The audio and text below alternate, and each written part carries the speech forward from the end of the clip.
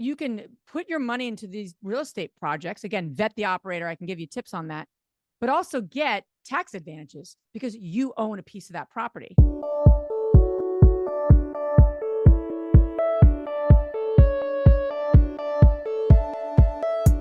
So you want to make an impact. You're thinking about starting a business, sharing your voice. How do women do it that handle motherhood, family, and still chase after those dreams? Well, listen each week as we dive into the stories of women who know. This is Call Me CEO.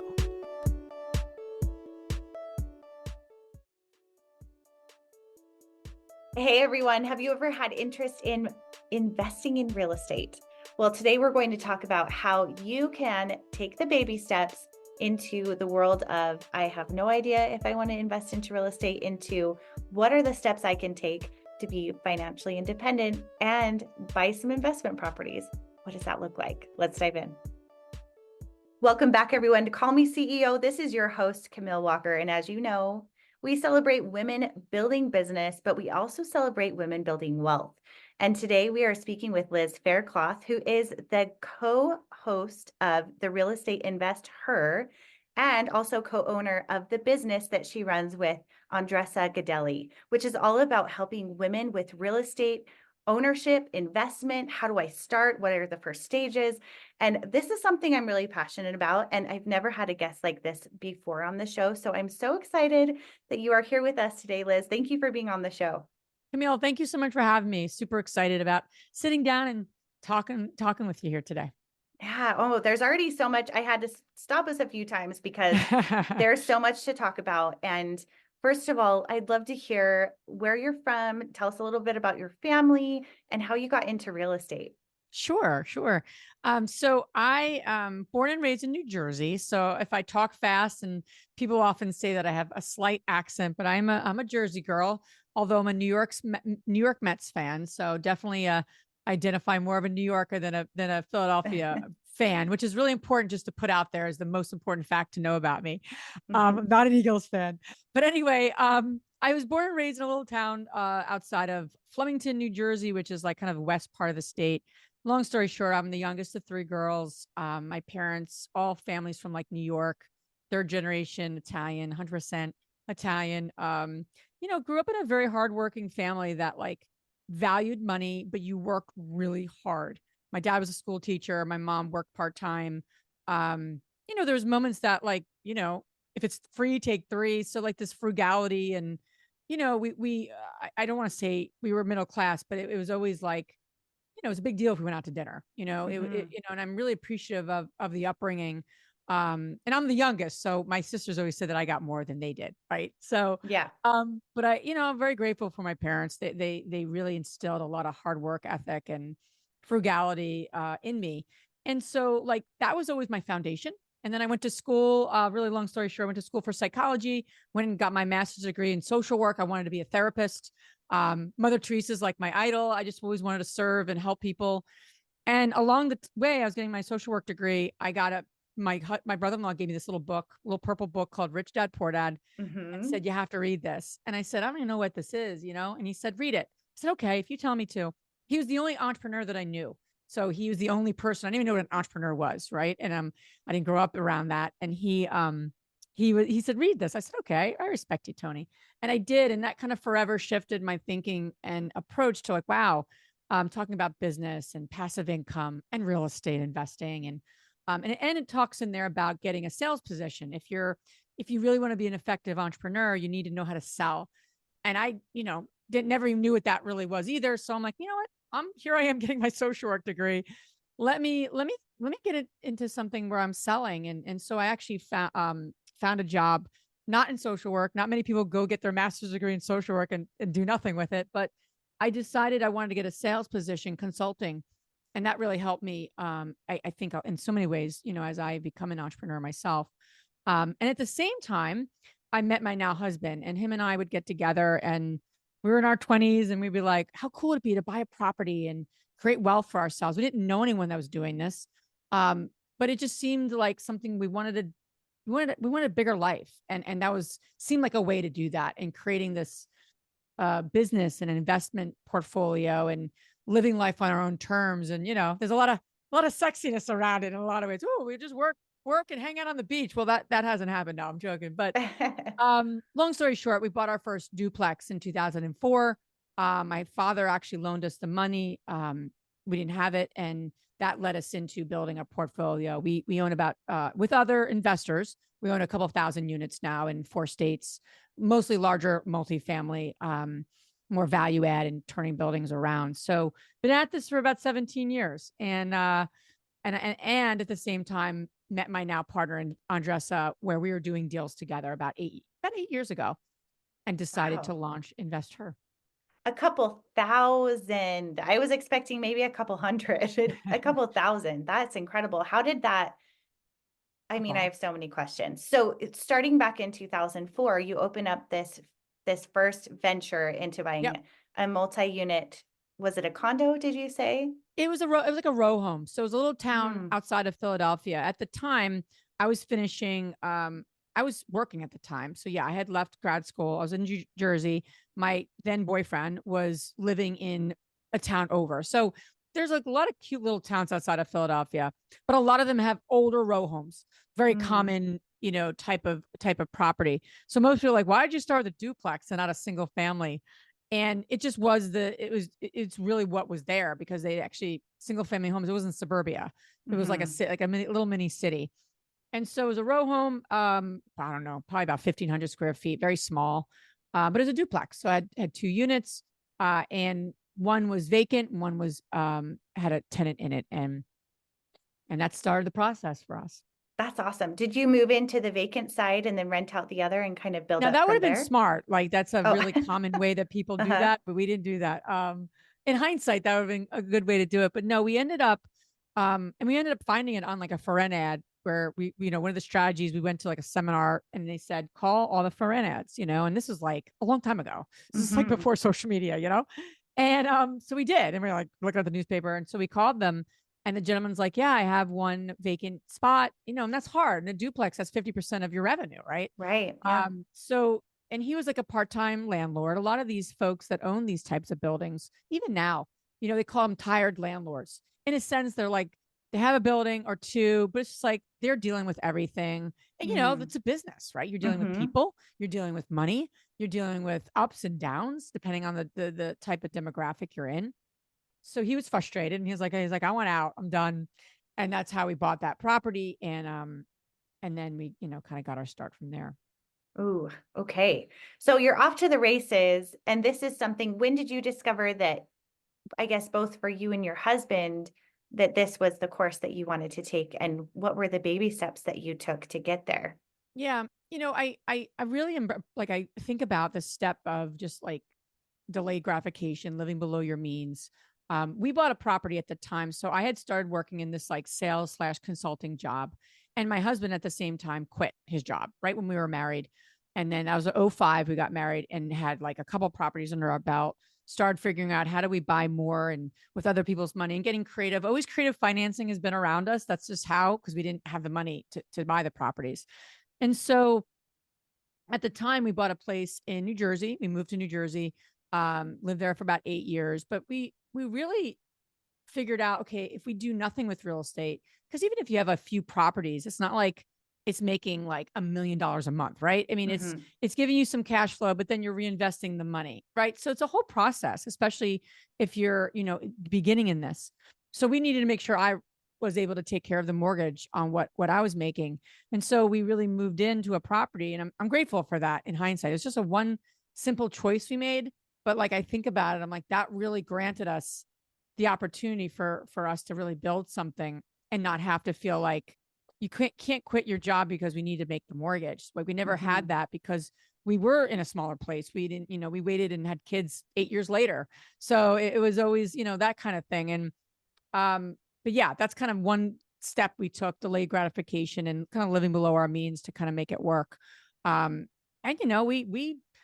we've been at this a long time. Our growth really happened like on, like I always call it, the second half of our business. The first half was really figuring a lot out. I feel like we grew up within the business. When you're in your 20s, and you're learning a lot about how to manage money, how to build a business, how to buy property. Then '08 happened. I quit my job. Right. Uh-huh. And then I that was going to say, happened. what So, happened when '08 happened? Because I was actually in the mortgage business in okay. 2008. Yeah. And that whole thing, I mean, that was when I totally shifted my career too. Yeah.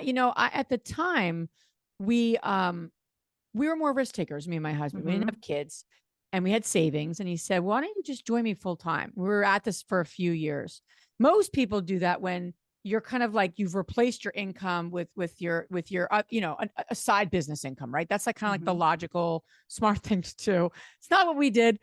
We said screw it, worst comes to worst, we have savings. If we really are we don't make I'll go back to doing something else. So I left the work that I was doing, and then the market crashed.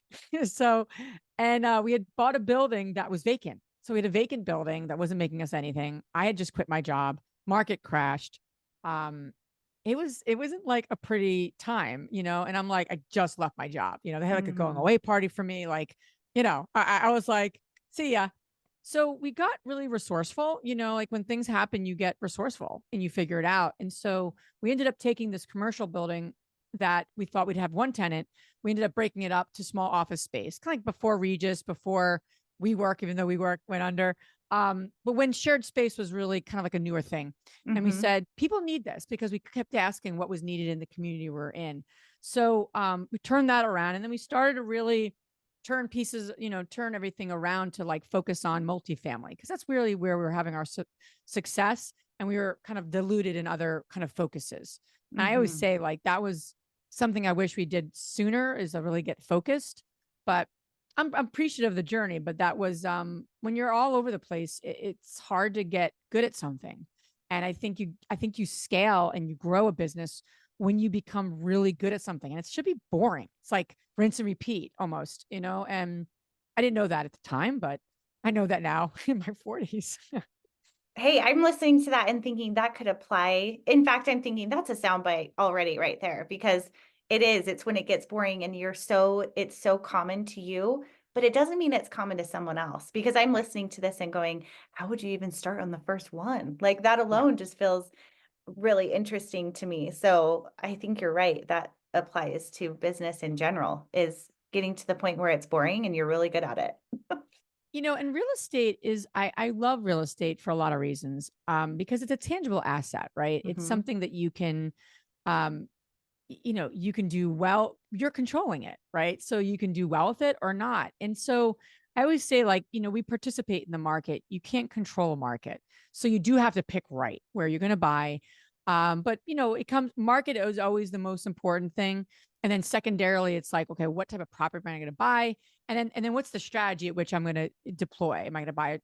Am I going to use that short term, that single family home and do a short term rental because I'm in a vacation kind of area, or am I just going to have a long term tenant, what have you? So getting focused on those three buckets: market, asset class, and then strategy, is really where it all begins. And I always say it always should align with your goals. We're not financial planners, but that's really how you should treat a real estate investing decision. It's the same thing that should be moving you towards your financial goals. If somebody's like, oh, I'm just looking for some extra cash. Okay, so what does that really mean? Is that like a short-term goal, a long-term goal? Um, and then let's work backwards, right? Because then you can really start to identify the type of properties you want to buy and what makes sense, and how do you build a team and all those sort of things. Mm. You mentioned that you and your husband had found creative ways to come up with money. Can you Yep. expound on that? What does that mean? If someone's Yeah. starting out and thinking, gosh, I don't have a lot of money to invest in my own right now, how could they do that? Yeah, there is quite a bit. And we didn't my husband actually wrote a book on it called Raising Private Capital. So it's Hmm. like we never thought we'd write a book on it. My husband wrote this, but we ended up, that was the strategy that we did. And so private capital, in a sense, is really how we grew our business. Now, in real estate, it's not, people understand that, typically you'll go get a loan from a bank, right? That's traditional financing. Hmm. Typically, right, depending on the market, you can do 5%. That's no longer happening, right? Fair, It's more like yeah. 20%, 25%. Although I've heard vacation rentals, you can even do something as low as 10%. Just a quick tip about financing is that make sure you're talking to the right banks, Mm. meaning I love the big banks, but a lot of them are not like this investment friendly, investment property oriented bank. You need to talk to banks that the majority of their lending is to investors, and there are a lot of them. So I just want to make mention of that. Can Sometimes you mention, I know this is like non-promotional by any yeah, means, but can you mention like top 3, 5 that come to mind that you've had success with? yeah, I would say always small community banks, Okay. credit Mm, unions, small community banks. They're the ones that are usually have more of an appetite for investment properties. I'd also say there are companies that actually um, they're not like institutional banks, but they're called hard money lenders, meaning they're going to lend you money, and it's going to be probably at a higher percent than the yeah, bank. the risk is higher. Yeah. However, they're going to be able to allow you to do the deal, especially if you have the experience. It's a great deal. Then they help, and then they underwrite it, so they'll tell you, yeah, this is something we lend on or not. So although Mhm. it's not like institutional money, and it's not 8% or 7% wherever we are right now, um, it is something that a lot of people that are adding value, buying low enough, and they're going to like sell high enough, it really works for them. It's the money that they use for that down money and to really get the product. And sometimes all of it. They lend on both construction and on construction and in the traditional sense. But anyway, to digress. But yeah, small community banks, credit unions are great. We did so much work with them, and that was really where we got our start too. So you were asking, where were we? Because now I'm thinking about the banks and the banking Yeah, the institute. creative ways to Oh, come up creative with money. financing. Yep. So going back to that. So one of our first, creative financing was through our parents. They own their homes free and clear.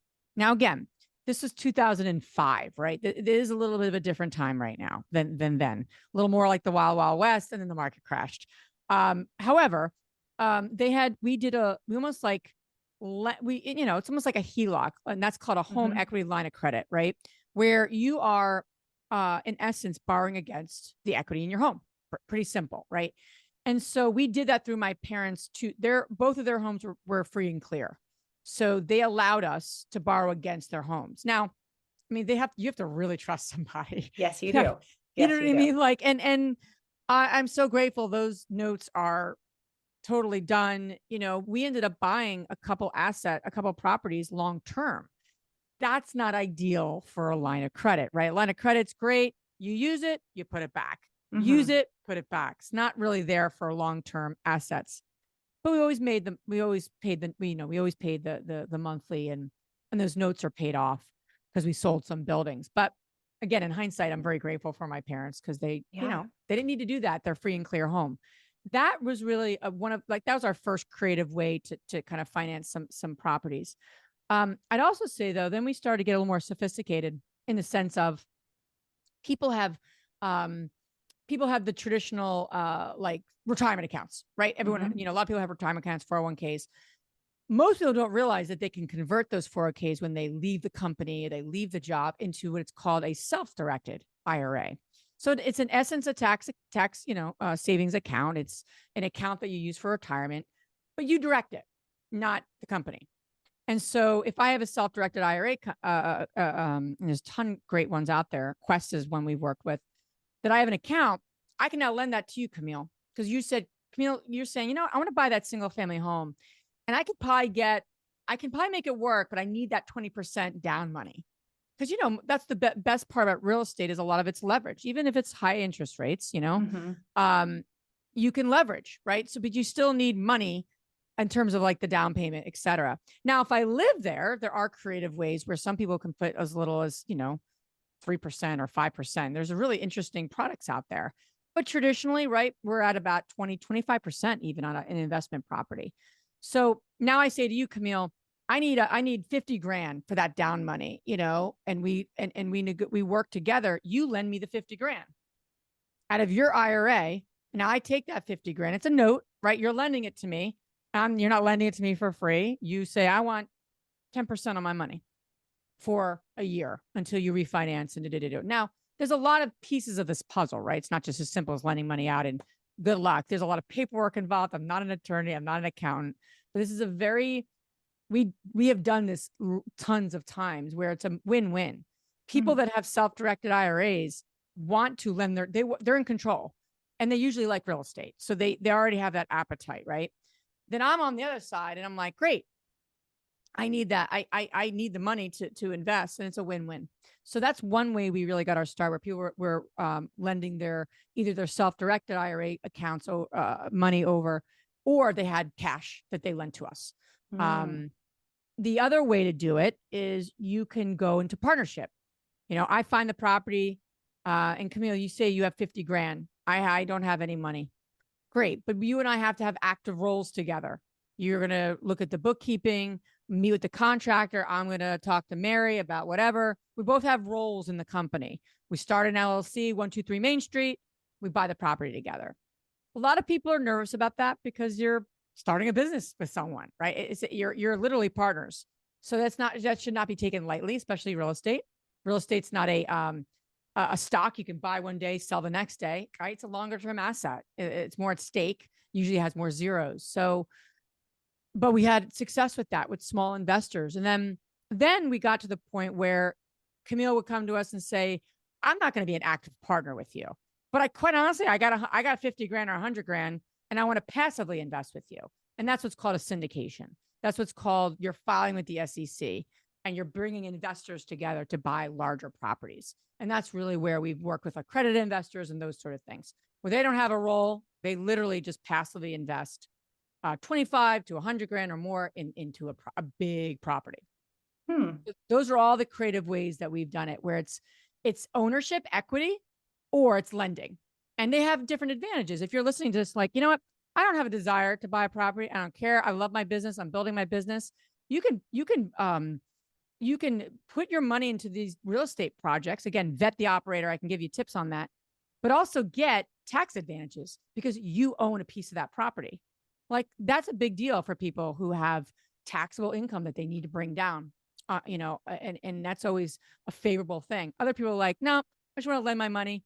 I'll get it back in a year and I'll keep recycling that. And I become almost like my own bank.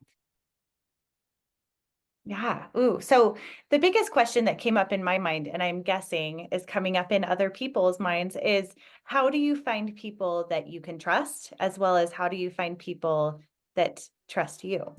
Hey, everyone, if you're listening to this episode right now, one of the questions I get all of the time is how I get everything done that I'm doing. I'm running a podcast. I have a blog. I have coaching clients. I have a course. And I have social media. And the answer to that question is I have help. I have virtual assistants that help me keep the business going as I'm running the chaos of home and business. And I want to do the same for you. If you feel like you're drowning, let me help you, coach you through finding those steps so that you can be working for yourself in a way that feels productive and also fulfilling. You can have a free discovery call with me in the link in the description. I would love to talk with you and see if there's a way that I can help you to feel less overwhelmed and more in control of what your day-to-day looks like.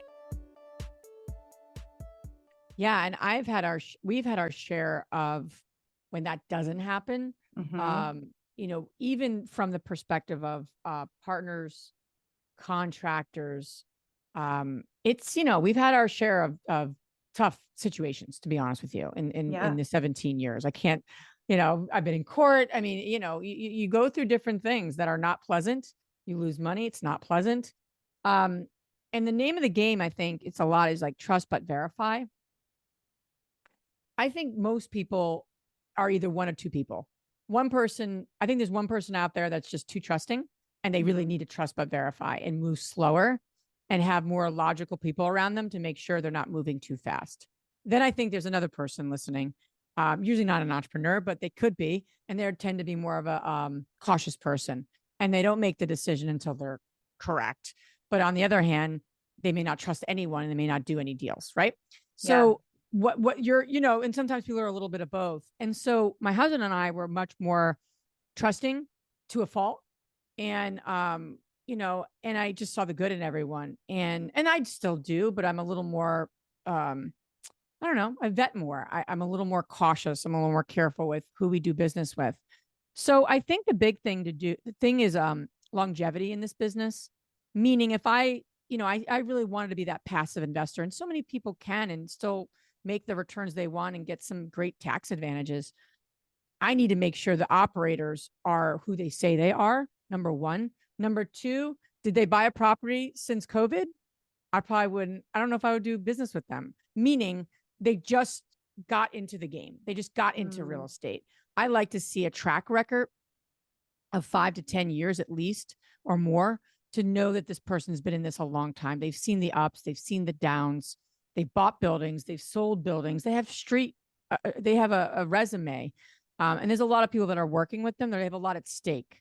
That to me is a great way to vet. Like a reputation that they've built. Yeah. Correct. Social media is interesting, right? Because everyone would think usually the people that have like the biggest followings are the people that you want to lend your money to, or, and that they're usually really good at selling and outward stuff, but do they have a good operator? Do they have someone that's managing the property? I think real estate is all about the management of the property. It's not about the finding of it. It's just not, especially now. You're managing timeline, you're managing budget that can make or break your project, especially if you're doing like a renovation or a project, which is really where the value is added. But I think there's always ways to vet and you have to be slower in the beginning and then start to build on that trust. But there's no recipe. I mean, I wish I had a no, it's risk. I mean, I think with entrepreneurship, it does tend to lean towards people who are a little more trusting or willing to risk. Yeah. Not as risk averse. But one thing I would like to know specifically with, getting started with your properties and then management of those properties, because that can be a really big job. How do you suggest that people do that when they're just getting started and maybe they have another thing, but real estate isn't their full-time job? And then I also, on top of that, am wondering, do you think everyone who wants to invest in real estate should get their own real estate license? Sure. So the first one is an interesting one, right? Because managing a property is like, you're literally fulfilling on the customer. You're taking care of it's just similar to any sort of business, right? Your tenant or resident or whatever, is your customer. So whether it's one person in a long-term, situation where you rent to a family in a single family property, we've had those, or it's a multifamily and you have two tenants. Or you're renting to the nurse in XYZ city, and you're doing a mix of called a midterm rental, where it's short-term leases, 30-day kind of plus, because they have cycles and they're going on to another hospital, right? Very, very popular strategy right now. You need to know your customer, number one, and you need to have a lot of support around like apps and treating it like a business. I think that's the biggest thing. There's a free property management software that is, we work with in our community. It's called Inago, INNAGO. I mean, I wish this thing was around when we started, right? I was doing the bookkeeping. I was like cleaning the units. My husband was doing X, Y, and Z. We were very hands-on. And I think there's something of value to that. But this is our full-time thing. But if I had a job and I'm growing a business, I need to, when I look at a property, put like a 10% expense line for a property management company. Because whether I do the property management or whether I outsource the property management, I need to analyze the property with that line item. Because if you don't do that, you will be beholden to managing. We had to manage a lot of our properties because we didn't have the money to pay anyone. You don't want to be in that position. So I'm always a big fan of always putting a line item. I think you do better than 10%, but I think that's a little high, just being conservative. And there's a lot of property managers that, would take a part of that. And then if you're running it with a bunch of apps and automations, a lot of that can be set up. So much that can be done now. I mean, especially when I think about when we started. But you don't know what you don't know. You don't know what you don't know, like short-term rental. You're in the concierge business, right? This is not like set it and forget it, right? You're serving people coming in, coming out, coming in. And there's a whole lot of people that know a ton about that. It's not my specialty, but you're serving people and I know people who do that by themselves. They manage it with a bunch of different apps and they have their cleaning crew and they figured it out. And by that, you mean like Airbnb and those types of things. Yeah. Yep. Exactly. So the biggest thing is to say, you know, what are my financial goals, and what type of property and strategy will get me there. Um, I'm not someone who's into hospitality. If I bought a vacation rental or a short-term rental, which we are looking for one, I will outsource that. It is just not my jam. I just don't want to get messages about linens and experiences. It's just not my thing. Mhm. Mhm. I'd rather have someone help me do that, and I'd figure out how to. And there's a lot of furnishing sites, or like where you can get a lot of support and a lot of help. So Yeah. Yeah, that makes a lot of sense. So for people who are listening now and thinking about maybe, I mean, with real estate, it's always the sooner the better, if that's a path that you're hoping to do with time and growth and all of the things. But is there a first baby step that you suggest to people that you help that are wanting to start and maybe don't know what those first few steps are? I know that you talked about the three, like identifying the type and the money and the asset, like what you want to use it for, but are there any other like first steps as far as what you would suggest as well? I would. I never knew how important this was until we need to get a handle on it. And I'd say financial management, meaning, I was talking with someone, and you're talking, you're asking them, do you know what your even household income is and your household expenses? And there's so many apps right now, mint.com. We've just moved over to QuickBooks, because I just really want to get it very specific where our investments, it's like a snapshot, right? For us. And I feel like if you can't figure that out, right, you don't have a pulse on that. I think it's really hard to buy an investment property because you're going to need to have that on the investment property. I know women who own property and they do not know what their income and their expenses are of those properties. They don't know if they're making money or losing money. Um, that's a problem, and I don't mean to be mean, but Yeah. and not a problem, like it's a detriment to them. But we want to help and say, okay, because it's really hard when it comes to money. Some people are like, I'd rather not look at it. But it's something that relationship to money is the core of real estate investing. So that is something that I think people could be doing now. Like, what is my relationship with money? Is there a Mhm. scarcity? I mean, think about what we've all learned, right? I mean, I grew up in a family, right? If it's free, take as much as you can. And I'm grateful for that. And I'd say though, I've also started to value that things do cost money. There's an investment and there's a cost. And I always thought it was just cost, right? Get the cheapest thing.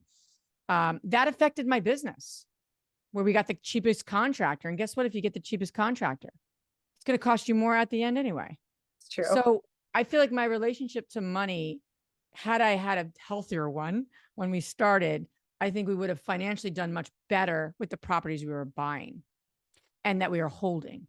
So as we've grown in our relationship to money, our portfolio and our business has also grown.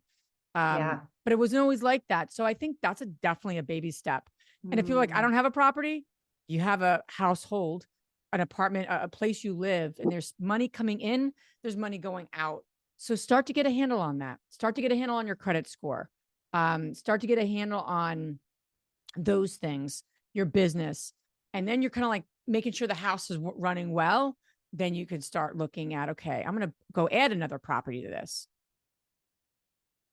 That makes a lot of sense. For the second question, do you think that everyone Agents, who, yes, should you get your own?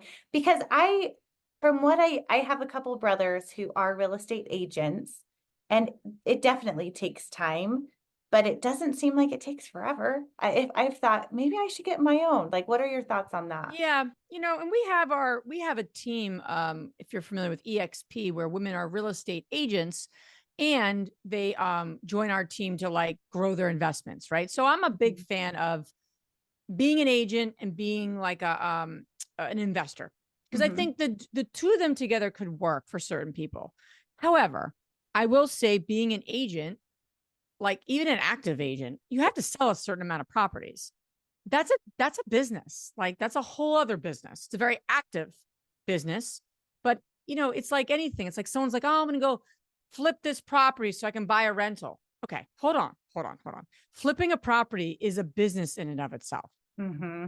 And it is different than buying a rental It's a property. hard business too. And it is a It's a hard, I lot mean, of I have work. flipped properties. Yeah. I always say, if you're going to choose, rentals are forgiving because you're owning them over a certain amount of time. Flips are not forgiving. You could like lose your, you know what, in a property, Mm-hmm. or do well, so I just say all of that because I think if you want to invest in real estate and really do that, right? I want to buy that property. The best thing you could do is start to say, okay, what am I great at? What do I have access to? Then how do I find that agent that can help me find on market deals? And then how do I find properties that no one else knows about? Okay, what does that look like? And so you want to almost be the orchestrator, in my opinion, versus it's like saying I'm gonna fix the house too. Now there are people who do live in flips, very interesting. They fix as they go. Godspeed.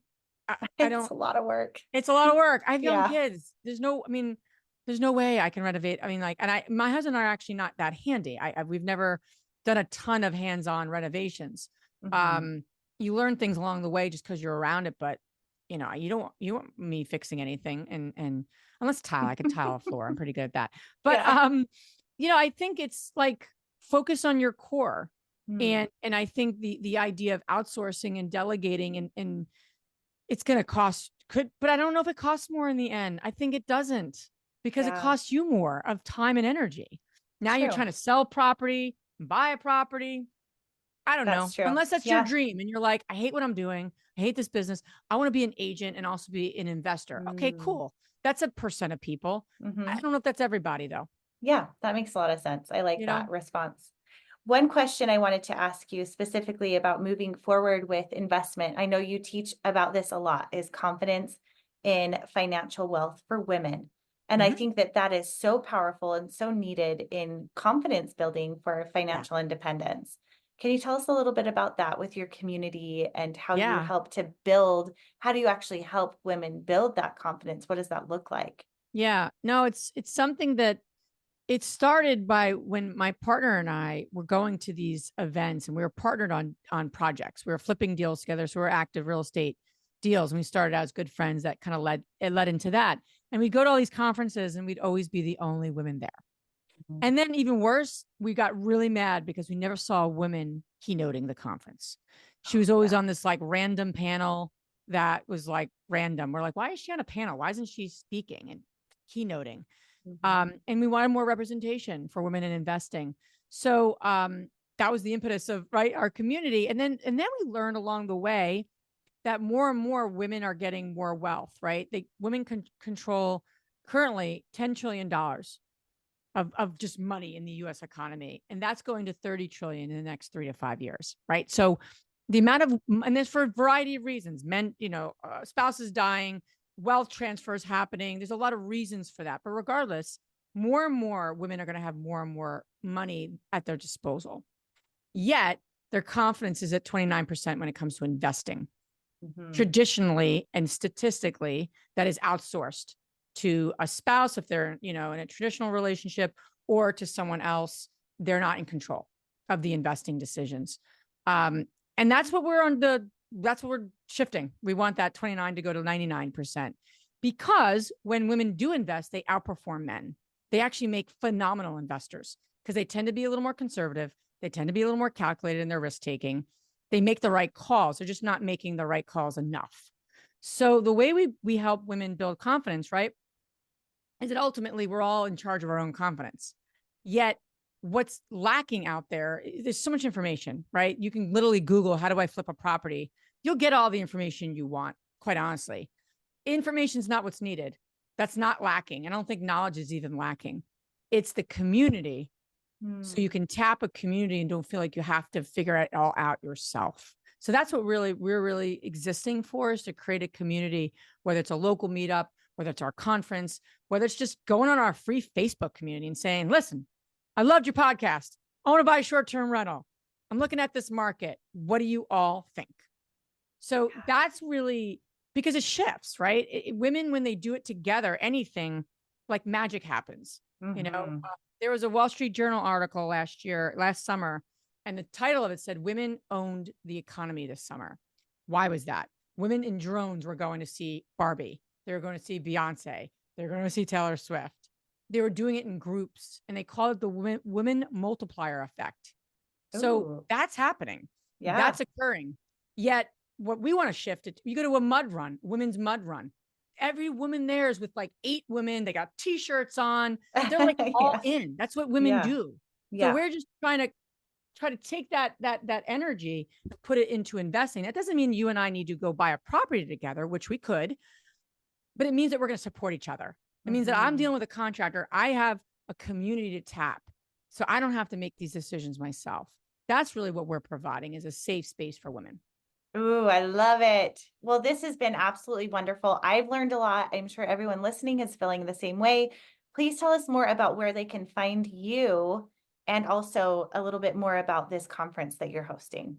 Sure. So our website's kind of like our hub, the Real Estate InvestHER, HER.com. And I'd say like the easiest way to get connected is to join our Facebook community. It's free. It's really a safe space for women, or join a meetup that's also free. There's 50 of them across the country. But those are 2 kind of simple ways to get connected to us. And then we're doing free events every month. We do them by Zoom. And yeah, we have our conference once a year, and this one's in June 2nd to 4th. It's going to be at the a beautiful Omni Resort in Austin, Texas. Ooh, I love We have Austin. we have 30 speakers coming. We have, it feels like a big retreat. That's what we're really focused on, all women. But these are women looking to get things done. They Yeah. have fun. We do a fun like end of the event party where everyone's gonna be wearing white, but women are there to get things done and make things happen. And I love the energy, just because it's kind of like women are there to like, okay, I just left my family for 2.5 days. Let me get the most out of this. So Yes. Oh, I love that. I feel like there is, in all the time that I've created online business in 12 plus years, when women get together in our conferences, magic happens. And a lot of times it isn't necessarily the class that you're in, but it's the conversations that happen in between classes or after classes, or those connections that change your life. So I absolutely believe in that. people I are hanging wanted out to by the ask pool, you, oh yeah, sorry. I wanted to ask you the question that I'm asking everyone this year is, what are you reading, watching, or listening to? You can name one for each or just your favorites. Yeah, I'm reading an interesting book, because it's, you could read the tactical, but how you are with yourself, right? Your journey with yourself is, I think, the key to growing any business. Because if you don't have that in check, it doesn't matter what strategy you learn, what tactic you learn. So the book I'm reading right now is called Love Yourself Like Your Life Depended on It. It's a very Mm, simple book. I mean, honestly, he could have wrapped it up in probably less than 6 hours. But regardless, it's because definitely listen on a 1.5 on the Audible. But yeah, it's so simple, but like so much of our, sometimes we second guess ourselves or second guess our decisions, or we want to move here, want to do this, but we're just, not unsure of ourselves, even entrepreneurs. hmm, Um, Loving yourself, I think. And I thought I did love myself, but I'm like, there's a journey and I'm really getting a lot from it. And it walks you through like simple things you could do every day in your meditations, or to kind of get yourself centered, in your own confidence with just yourself, let alone making an investment decision or to do something different. Right. Because that yeah, really builds and makes us like, no, I'm going to do this. I'll figure it out. It's okay. It's like that confidence piece. So hmm. that's what I would say I'm listening to. I'm watching, um, when I go to the gym and I'm by myself. What's the show I'm watching with the Virgin River? I'm watching Virgin River right Oh now, yeah, that's a sweet one. but by myself because my husband's like, I refuse to watch that show. Yep, mine Um, too. and then yeah, listening and reading are probably my 2 things. The other book I'm reading and really enjoying is 10 times. What is it called? I don't know where it is now. I'm reading it with our book club, called 10 Times by Dan Sullivan. It's like 10 times is easier than 2 times. Something he's written a bunch, like Gap in the Gain, Hmm. those sort of books. But yeah, I'm enjoying that, like where you can really leverage your core strengths and get rid of the rest. And how do you do that to 10 times your business, your life, etc. So that's the other one Ooh, I I'm like it. reading. Very good. Well, this has been so helpful. And of course, we're going to link to all of these resources below. Thank you so much for your time and for this mission to help women with investing and confidence in finances. I feel like that is so important. And if we can't be financially independent and we have that doubt, it's hard to propel women to the level of equality that we need to Correct. be at the front of the room instead of in a random classroom being a part of a panel. You know what I Yeah, and mean? I women are amazing. They Yeah. really are, and I've just become so, like, honored and seeing, like, I love working with them, and I love seeing them achieve because they're rock stars in and of itself. And it's just we're just trying to create the space to help them become their rock star self. Love it. Awesome.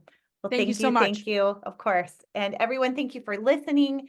Remember that you need to subscribe to see each and every episode that pops up every week so that you can celebrate women like Liz who are changing the world. Any share that you do, any review is also very helpful. I appreciate you, and I will see you next time. Thank you so much for listening to this episode. If you found it helpful, any share is so helpful. Also, if you are listening to this and want to be a guest on Call Me CEO, you can go to my website, camillewalker.co, and apply to be on the show. I would love to share your story. Hey CEOs, thank you so much for spending your time with me. If you found this episode inspiring or helpful, please let me know in a comment and a 5-star review. You could have the chance of being a featured review on an upcoming episode. Continue the conversation on Instagram at Call Me CEO Podcast. And remember, you are the boss.